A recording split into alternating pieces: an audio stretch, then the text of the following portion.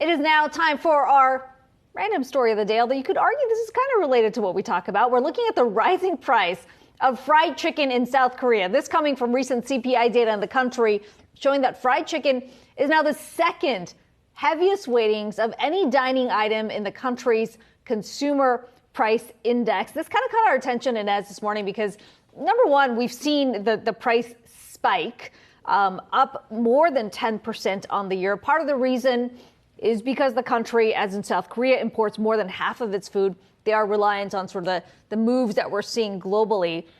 One interesting factor, 1 in every 20 restaurants in South Korea is a chicken eatery, right? I mean, anybody who's been to Seoul will know there's fried chicken everywhere. But I do think this is kind of interesting when you look at just how heavily weighted fried chicken is. Completely, and how popular it is there. And, here, if it seems that consumers tend to trade down when they're buying chicken instead of beef because beef is more expensive. And so then you have that sort of treat.